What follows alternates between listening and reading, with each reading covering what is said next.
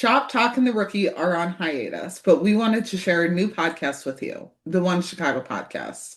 You guys know we're also fans of Chicago Fire, PD, and Med, and the One Chicago Podcast is the ultimate behind the scenes look at how these shows get made. Each episode joined Chicago PD producer and former Chicago cop Brian Luce for candid conversations with the stars, writers, and production team behind the show. In this episode, he talked with Jason Beghe about how his character Hank Voight originated on Chicago Fire and how that led to his role on Chicago PD. It was cool to hear the technical side of things when it comes to filming, along with what it takes to create complex characters, undertake important storylines, and maintain realism on the show. If you're a fan of any first responder shows, not just One Chicago, definitely check out this podcast on your favorite app.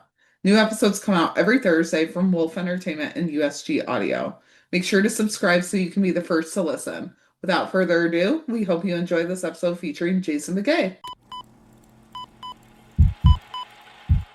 Hey, I'm Brian Luce, and this is the official One Chicago Podcast. Chicago Fire, Med, and PD are about to drop their brand new seasons. And for the first time, the people who make these shows, the actors, the writers, the crew, everybody involved, well, they're going to take you behind the scenes in a way that you've never heard before. I'll be hanging out with real-life first responders, stunt teams, showrunners, and the folks you see every week on your screen. We'll pull back the curtains, get a little peek, swap some stories, and maybe even spill the beans with a few secrets. Every week, we're going to focus on one of these three shows. And this isn't one of those rewatch podcasts. Stop it. This is a golden ticket, a backstage pass to the greatest three shows on earth. So, watch One Chicago on Wednesday nights, and then come back on Thursdays, and we'll show you how it all comes together. Cut! Okay, it's time to address that elephant in the room. Who am I, and why am I hosting this show? My name is Brian Luce, but everyone just calls me Luch. I was a Chicago cop for over 20 years, and for the last decade, I've been a producer on the show Chicago PD. I love doing the rain episode. Did they sprit you already? Autumn, there's not enough on his face. I know. Which means I'm the guy who makes sure that the actors look, sound, and move like the real police, and that our cops' stories actually reflect what happens on the city streets of Chicago. In other words, I got the best damn job in all of America. Rolling. Nobody be afraid. This is what we call the blood zuka. Show them the blood zuka. There it is. Why was I picked to be the host? Because for the last 10 years, man, I've been whistling my way to work, and I've had a smile on ear to ear when I went home. These shows aren't just entertainment to me. They're a community. They're a family. One of those people is my dear friend and the star of Chicago P.D., one and only Jason Beghe. You probably know him as Sergeant Hank Voight, the leader of intelligence. You know who I am? I know. Then you know I don't play games.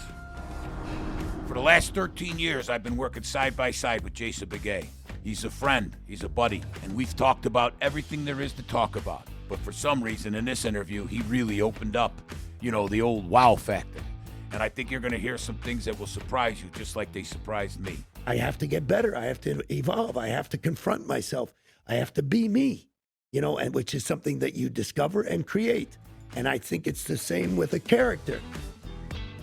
Later on, you're going to hear from my good friend, the production designer of Chicago PD. He's the cat who built the perfect replica of the 21st District Police Station. We're talking the front desk, the bullpen. This is where all the magic happens with Voight and the team. This man is so good at his job, I gave him the nickname Merlin, so please stick around for that. But in the meantime, don't go anywhere, because when we come back, we got the one and only Jason Beghe. Stay tuned.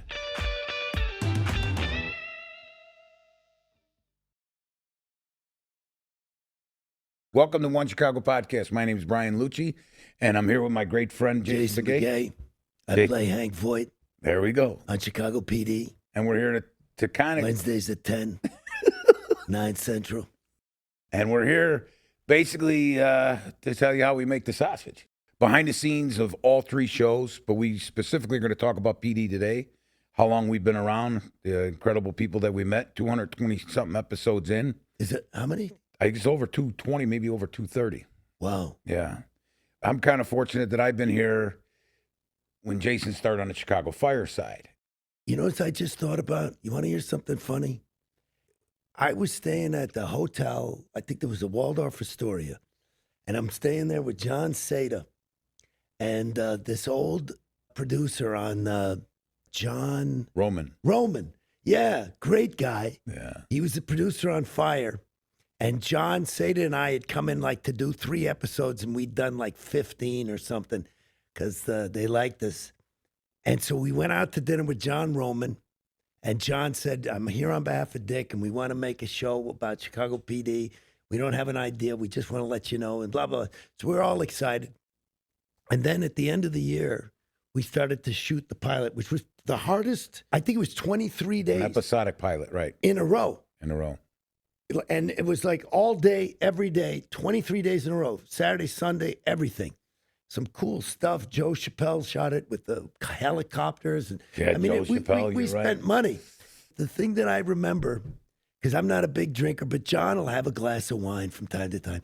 So we used to say, come on, let's go to the bar. So we went to the bar. I had a glass of wine. You know, I'm just nursing mine. He can put away a couple and be fine. And he was like, I don't know, do you think the show's going to get picked up? He was so nervous. He had on his phone a little thing that was wood that he would knock. Oh, God, yeah. And it would make a knock on wood. And I said, no, I remember saying, no, we're going to get picked up. I always felt like it was going to be fine. Right. I didn't think 13 years, but I thought Yeah, we were going to do something.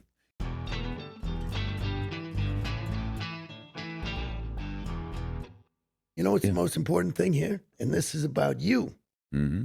Is here's this guy who's a cop who doesn't know how to shut up, but he's got this personality that's bigger than all the actors. And, you know, he's funny and smart and seen it all and unedited. And he had no idea what he was doing, didn't know anything about movies, didn't know anything. He's just an undercover cop and one of the best, legendary. Every cop in Chicago knew who he was because he's this big of a guy. And I've been in this business 40 years. Wow. 40 years. I mean, that's a long time. And I don't use this term lightly, but you, like Dick is a genius. Like, how the hell does Dick have this kind of success? That's genius. There's something, you know, if somebody knew the way to make the sausage so you get picked up and make a show, you know, nobody has that formula, but he's as close as anybody has ever come. That's genius. It's indefinable. Brian, you have that. From the day he started, it was like, how the hell do you know this stuff? And like that goes to I remember on that pilot episode, we were doing this scene and Dick Wolf was in town and all these people. It's this big kind of climactic scene where Voight is like on fire and I want to find this bad guy. And I have all this history with Casey and he's got a gun to Casey's head on a train platform. Yeah. And I'm supposed to shoot the guy. And so we work on it. We work the scene. And Brian and I had just kind of known each other for 3 days, maybe 2 days. 3-4 days. And with my daughter, we were walking around the park. We were sharing Just stories. getting to know each other, learning. We didn't some lock cop in stuff. yet. And so we rehearsed the scene, and I have to change my costume because we're rehearsing from a thing, and I got to go back to base camp, which is, you know, I got to get in a van. It's 15 minutes, plus with lighting, it's got to be a half hour before we shoot again. And so we're rehearsing this scene, and they come to it, and Dick is there, so everybody's a little bit Everybody's there. We want to make it good, and we come up with something, everybody's happy with it. Okay, we're going to like this thing. And I'm like, you guys are sure you like this? Yeah, it's good. It's good. And I'm like, no, it's going to be good. I say, Brian, do you like this thing? He said, no. I said, me neither. So I said, you come with me. And this is how we got, I mean, in a sense. Well, you did it, and everybody was like, oh, this is going to be great at the rehearsal. And what's called, he looked over at me, and I told him. There's more gravy on the plate. More gravy. And I told him, I looked at him and said, this, like, I'm not going to lie. I didn't know how to articulate at the time, this is what we're missing. You know, you're the police. You don't have to aim. You've been looking for this But guy. he also understood. Like I created this character, Hank Voight, that had a lot to do with creating all of One Chicago in a lot of ways. You had more to do with helping me create the soul of this guy. So he came back to my trailer. We drove together. We're trying to figure this thing out. We're going at it. And the thing that you did that lit the fire for me was you have an emotional reality. You understood the emotion of the situation, which is what, if you have the emotion, everything else follows. If I'm angry, I'm going to walk this way. I'm going to make this decision. So he had the depth of I've been looking for this guy. He's got me, and I'm going to kill him. So Voight comes walking up the stairs, and I'm telling you, I seen fire in his eyes and his hands, and he's walking, and he's coming down, and like, we're rolling, whether we want to roll or not roll. Yeah. That's how it was. Yeah. And I told him, you don't aim. You don't. I remember I told the focus puller, because I was supposed to hit my mark. Yeah. And stop and fire. Like I stop, I have a word with this guy, and then I shoot. But what I came up with, I never stopped walking. I came out of the thing, I pull the gun, I see the dude, I'm coming, and I just come and I boom, and I keep walking. Voight? But you're Voight? Thank God. Tell them.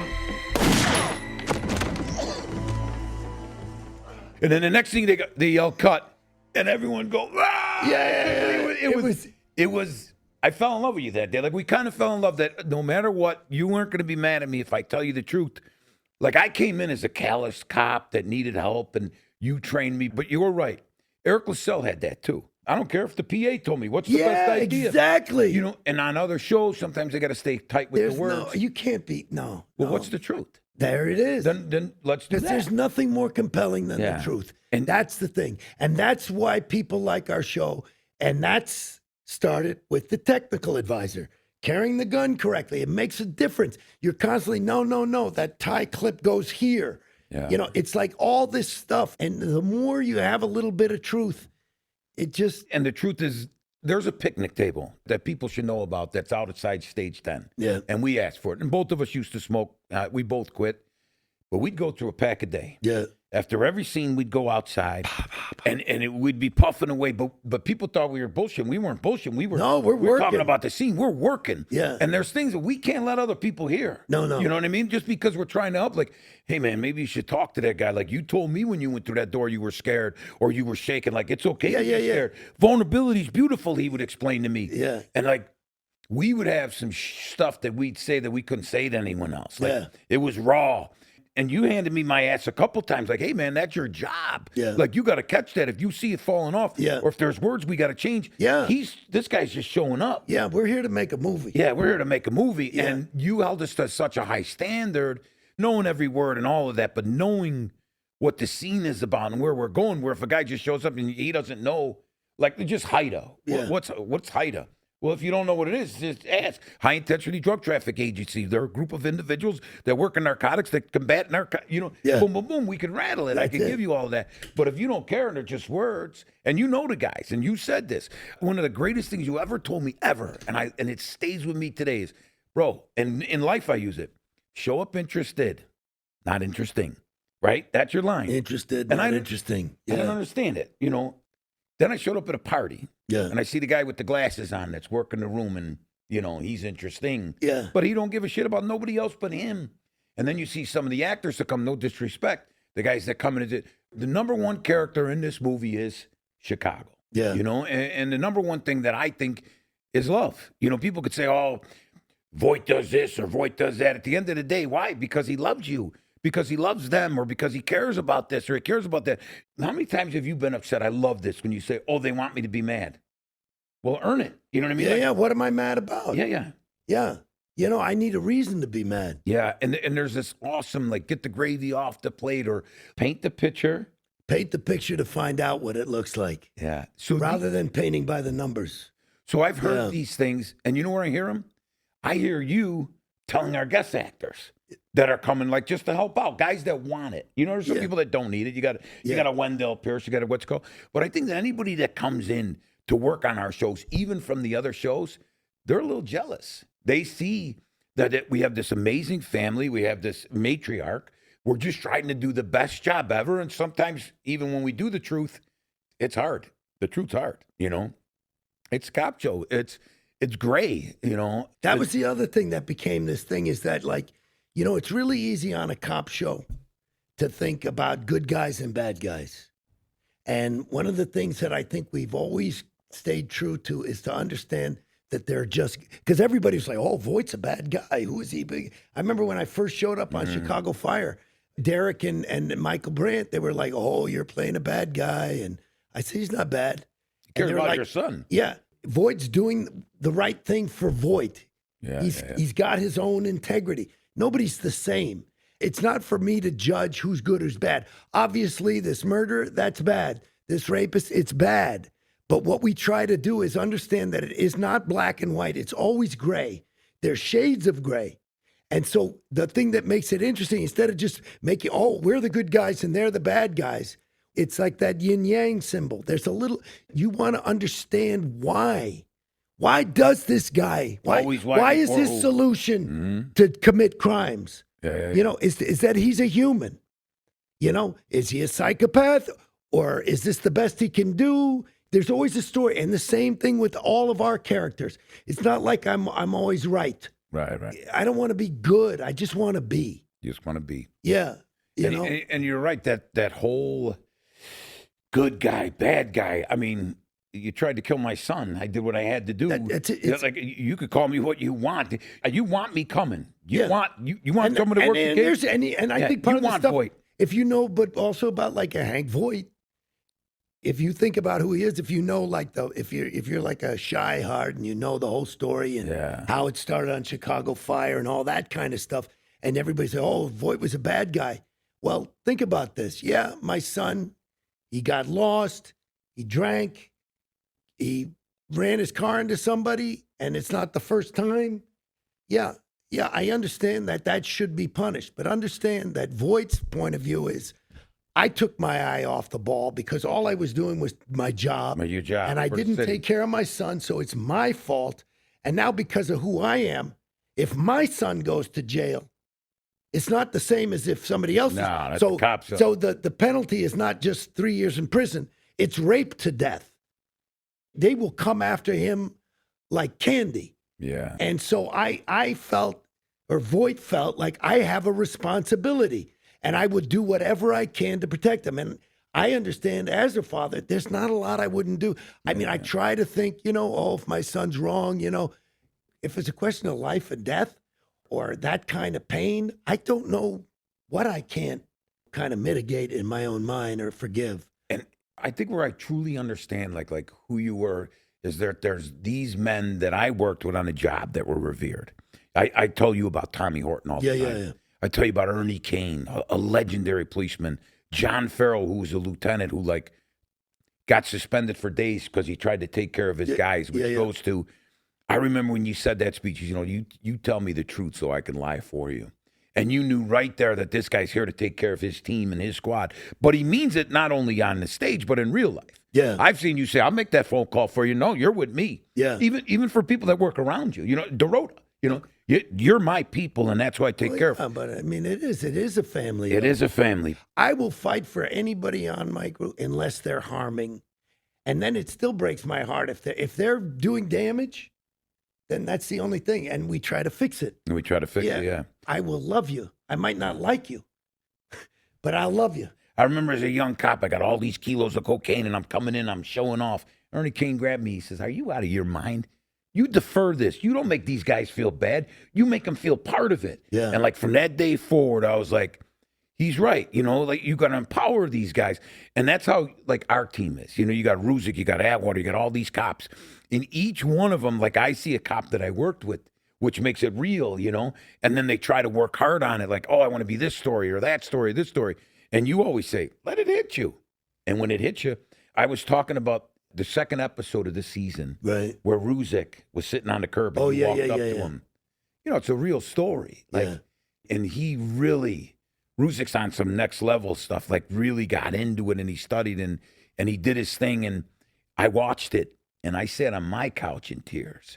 And I'm like, oh my God, here's my guy, you know. He's sitting there and that kid that he saved and Ah, it was beautiful.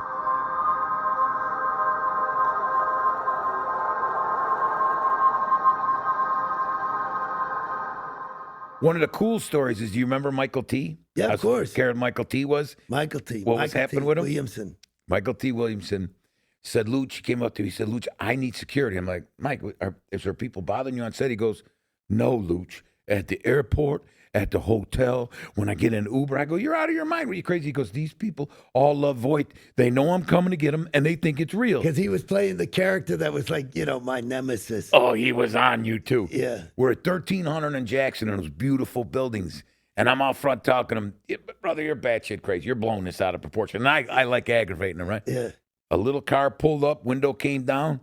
I'm like reaching, figuring, oh, wait, I don't have my gun, but I'm getting ready. Window comes down. This African-American lady looking, you better leave that Voight alone. He starts screaming at him, right? Michael T's just sitting there. Window went down. The lady pulled away real fast. He turned. He said, I told you. Yeah. I told you. And he was right. It was the night you arrested him. You had the cops come get him. I remember that. Yeah, that was beautiful. That was a good scene. That was a big, long scene, too. Boy, that was pages of dialogue. Yeah, and you had all these guys coming at you, and at the end of the day, you realize it's just good policing, you know? You gave her 20 grand. 10 now, 10 later. Bribing a witness. Serious crime. Oh, you son of a bitch. You left me no choice. I had to give that tape to Internal Affairs. Chicago PD! It's over, Danny.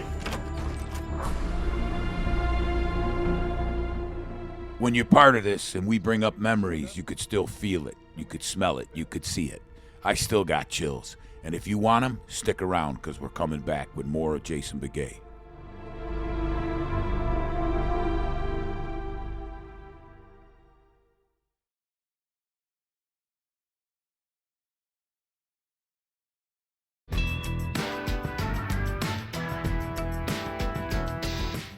Okay, guys, we're back, and we're still talking with the good Sergeant, Hank Voight. The show, if you ask, like they say, has it changed your life? Yeah, it's changing my life. You made me a better person. You know, I was calloused, and we would talk. Like, you got in my head, but I got in your head. And I remember you going on some ride-alongs and coming back, like Loopy and a few of those guys, you're like, holy cow, what's out here? But you did your homework. We spent hundreds of hours. When I first got a divorce, we were talking about at Armour Park. Remember me and you walked? Yeah. You were climbing a tree with my daughter. I know. She was 6 years old. I remember. And now she's off to college. Now she's off to college. She was 6 years old. She was in love with you. And then we grew up, but we've been working since day one. I got to honestly say, we've been working since day one. Yeah. And you know, it's good. I'm not done. Thank God I love my job. Thank God you love your job. You know, we stay interested. Ooh, real interesting. You know, and then I think that's part of the formula. I think one of the questions I always want to know is, do you think that Voight scares you at all? Or no? Scares Jason. No, right? Voight? Yeah. Does Voight, when you play Voight at any time, does he scare you? Sometimes he scares me, is what I'm saying. Oh, I see what you mean. Because I don't want to lose you. So because I love you as a man and what's called. Oh, do you mean like I get lost in it? Like, do you ever take him home? You never know. You never know what you don't know. Yeah. In the beginning, when I was first started shooting this, you get a script, and Chicago Fire sent me. They said, oh, Dick Wolf wants you to do 3 episodes of his new show, Chicago Fire. Okay, I see this guy. I got an idea. That's what we'll do. Okay. And then it turns out I think I did 15. Wow. I did 15 that first season. And then a backdoor pilot. The truth is, for the first couple of years, I'm still creating the character. Yeah. I always say that's Evolve. the other thing. If I'm not changing, then I'm boring. Yeah. To myself. You know, so I'm always trying to challenge myself. I'm always trying to re-question what I know. I have to get better. I have to evolve. I have to confront myself. I have to be me, you know, and which is something that you discover and create. And I think it's the same with a character. So I'm always creating them. But in the first couple of seasons, particularly the first couple, I'm swimming upstream. So yeah, I'm bringing him home a lot more often because I'm just like, plus I'm working. I mean, in that first season, we only did 15 episodes. In that first season, I had 2 days off. Oh, my God. 2 days off, and on both days, I got a back surgery. Oh, yeah. Remember, you were getting, that's right. I was in extreme pain. I couldn't even, I had a cane in between takes, and so, yes, I'm taking home. I mean, that's all I did. And I asked because, like, as a policeman, you shut it off. You shut the car off, you go in the house, you ain't the police when you go in the house, unless something happens. You heard something in the backyard. And then the kids get to see you kick into that cop mode, and sometimes it's not pretty because you go right into protective mode. You get things out of your way, blah, blah, blah. And I've seen you in intense times where, like me and you have a language. Yeah. I know when not to talk. Yeah. I know when you're over there. I know when you need to talk. Like, I know you don't like big hugs and this and stuff. I know when you're dialed in and let's go to work. As a person, you had a personal injury and you were in pain, and you said something to me so cool that you listened to the pain. You're like, I was going for walks, but I just sat there and I listened to the pain, and I'm glad that it talked to me. And now look at you. You know what I mean? Like, So a lot of that stuff from the show and from here, like I'm listening to my pain now. Yeah. You know, what can make us better? That's right. Yeah. There's no bad feelings. No. Some of them are real uncomfortable, but they're mine. They're yours. I don't create them to suffer. Right. So you might as well listen to them, And you put that on the screen.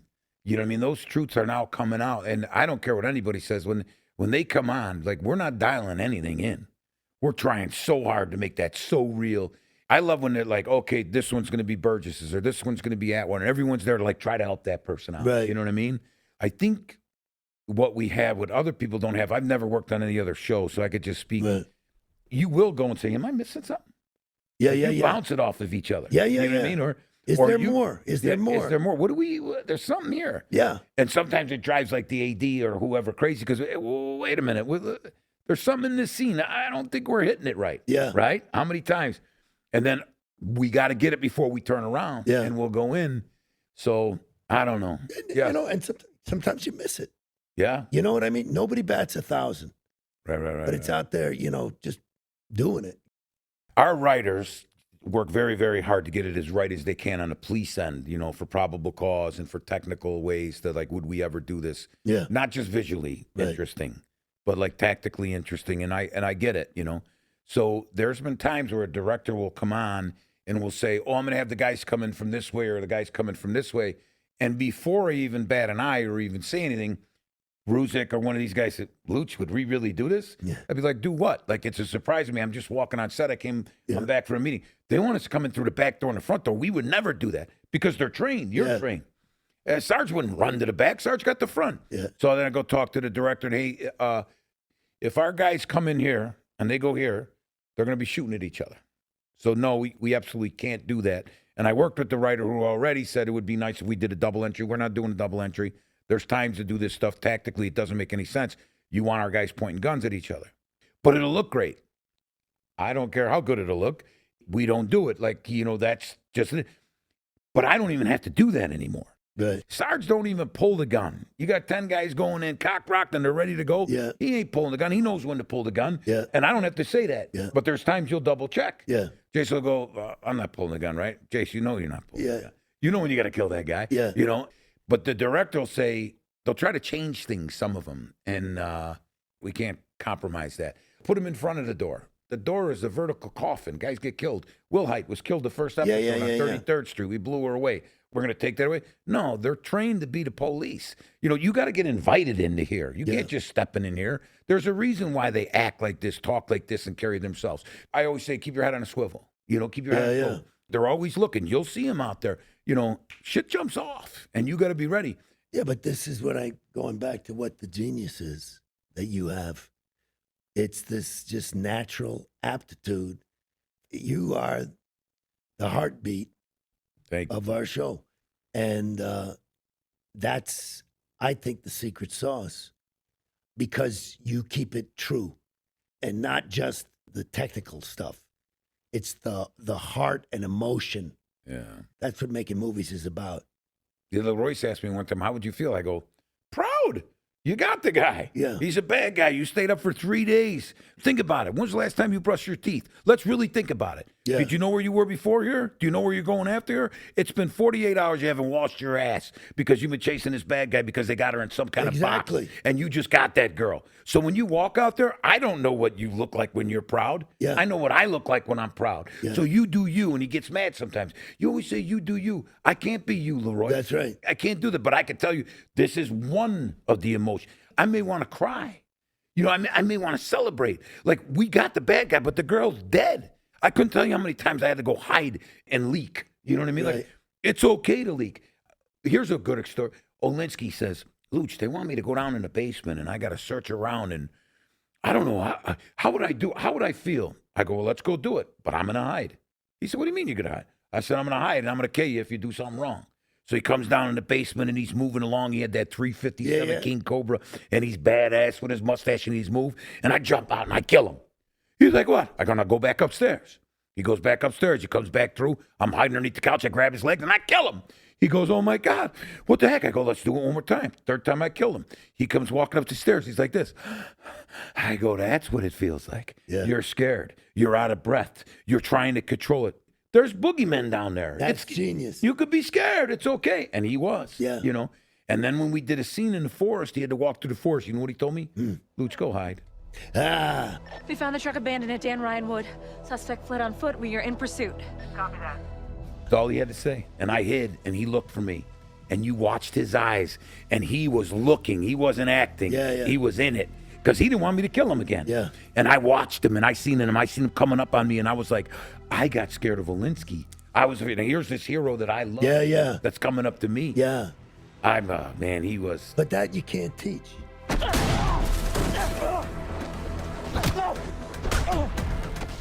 So not only playing Hank Voight, but I think 2 seasons ago, I could be wrong, you were promoted to an executive producer on the show. Yeah. And with that comes great responsibilities. I'm just a little producer. You're an executive producer.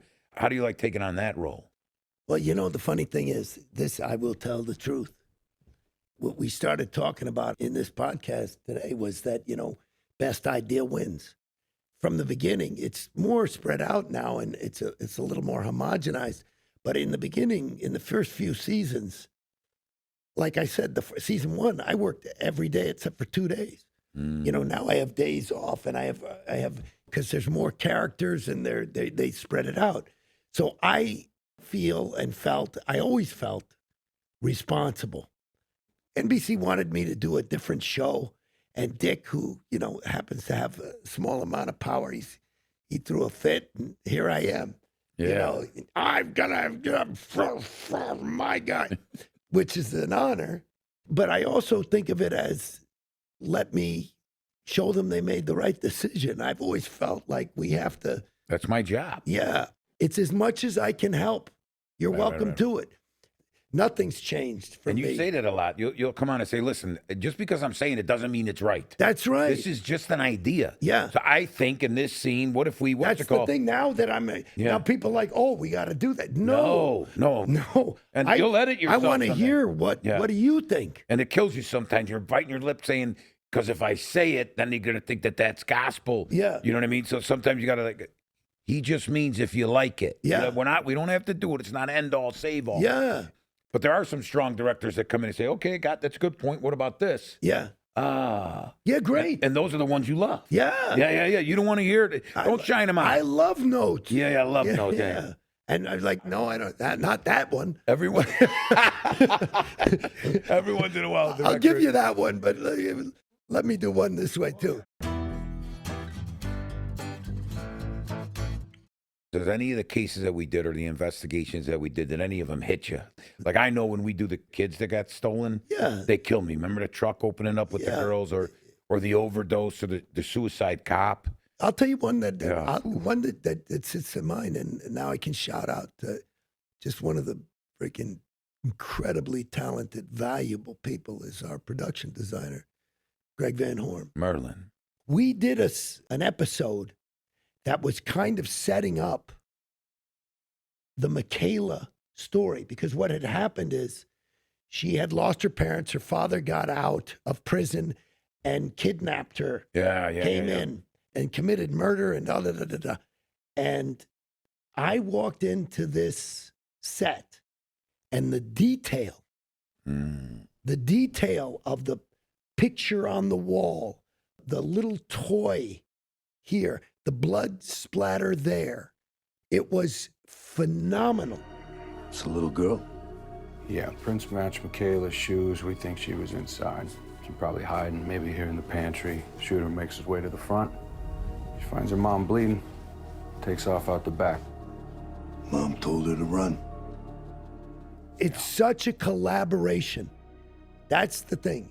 My job is to be hit by everything, but sometimes it's easier. Yeah. But I can't pick a favorite. So, JC, being here for 12 years before, you used to go back and forth to L.A., but now you're actually living in Chicago. How's that? You love it here? You like the city? I know some people that mean so much to me here.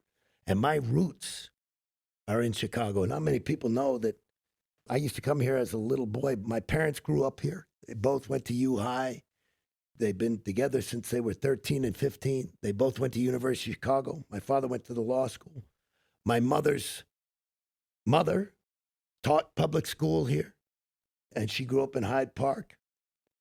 Lost all their money in the Depression. Her father was the district attorney of Chicago. Wow. And he became the governor of Illinois and then the senator of Illinois. And the funny thing is, my parents were very close. They loved themselves more than anybody. Mm-hmm. Like they said, they were together since they're 13 and 15. My mother died 14 years ago. My father, picture of health. He couldn't live without her. So he died in July of that year. He was a federal judge by this time, so in D.C.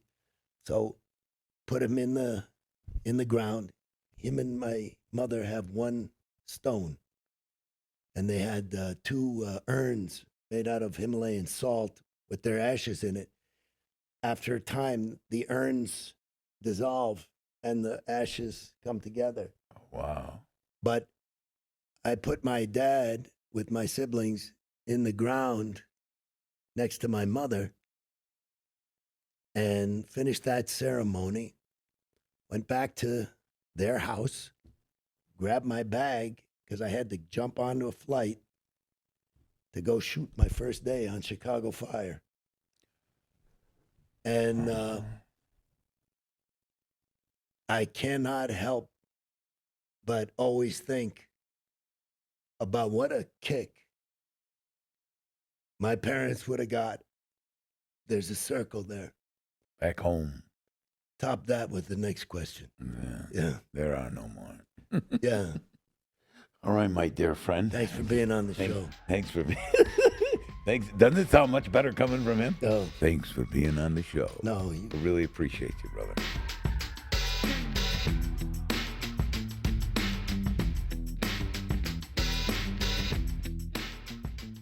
Hey, remember a few minutes ago when Jason brought up my guy Merlin? He's the production designer for Chicago P.D. We call him Merlin because the man is filled with magic. He's the cat behind every detail on every set and every location. If we can't buy it, that son of a gun will build it. The other day I asked Merlin to give us a little tour of the 21st District Police Station. This thing is built on a huge soundstage. But when you walk inside, it feels so real. And that's the magic of Merlin and his team. You know, when this place was envisioned, it was envisioned as like a ballet, as a dance. The people were gonna move from one place to another. So you can move diagonally across. You can come here and get your radio, get your keys, go out that way. You know, get a file that you need.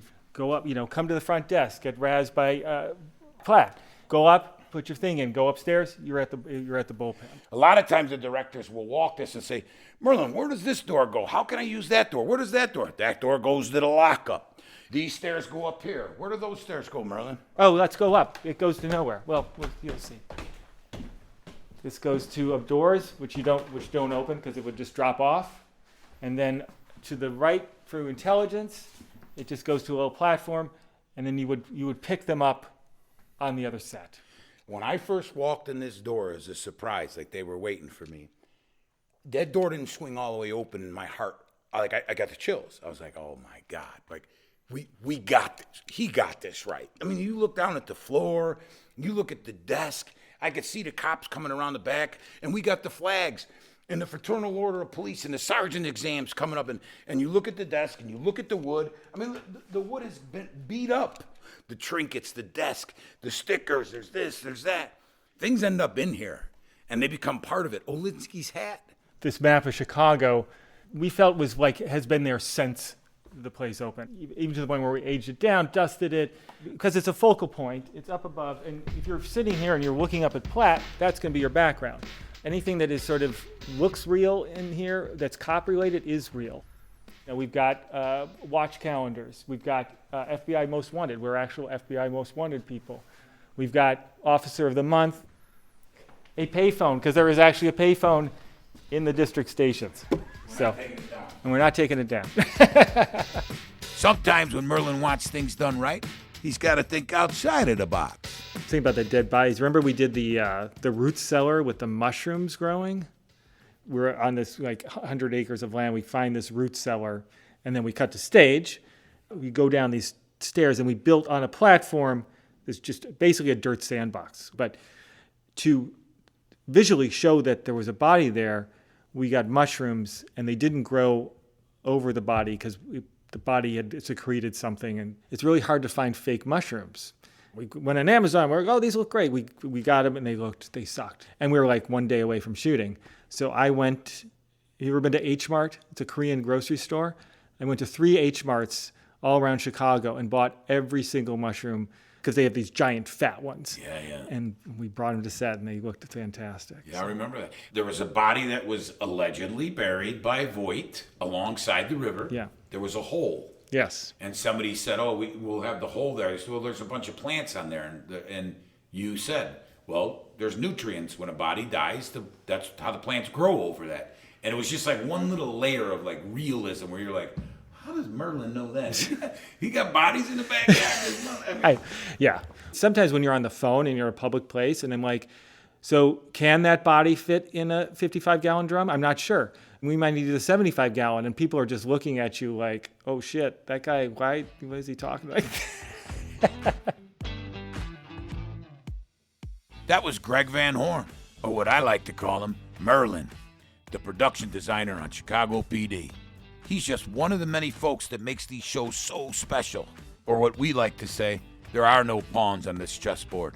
You're going to hear from all these folks on this season's One Chicago podcast. Here's a little taste of what's coming up. When you watch the show, you think you're seeing the real thing. It's just a lot of fun to write dialogue for her because she says the things that I wouldn't say. They told me not to open up the hood of the car, and I did, and then fires singed off half my eyebrows, and it was great. They said if you shave your head and you're in Chicago by Wednesday, the role is yours. You teach us very good at how to be technical and mechanical with the guns, with clean rooms, that cop stuff. Yeah. But every cop is a human on the inside, and so the human stuff we have to pull on our own. There are days when I walk on set and I just start smiling, because I'm doing what I said I wanted to do, and I've been able to do it beautifully.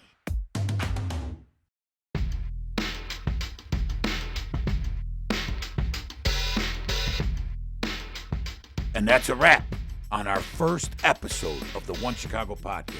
You could listen to our second episode right now with Chicago Fire's David Eitenberg, otherwise known as Herman. If you'd like to watch this interview, check out NBC One Chicago on YouTube for this conversation and others. Make sure you follow us wherever you listen as we take you inside our One Chicago world. The One Chicago podcast is a production of Wolf Entertainment and USG Audio. This series is hosted by me, Brian Luce. It's executive produced by Dick Wolf, Elliot Wolf, and Stephen Michael at Wolf Entertainment, Josh Block at USG Audio, and John Yell Kastner at Spoke Media. Our showrunner is Derek John. Our producer is Maggie DeBreezy, and our audio producer is Jason Mark. Video production by Bo Delmore. Coordinating production by Tess Ryan. Our production assistant is Montserrat Rodriguez, with engineering and mix by Evan Arnett, and original music by John O'Hara. This series was produced by Spoke Media and distributed by Realm. Production support for USG Audio by Josh Leolongi. One Chicago airs on Wednesday nights at 8, 7 Central on NBC, and you could stream it on Peacock. I'm Brian Luce. Thank you so much for listening, and we'll see you guys next week.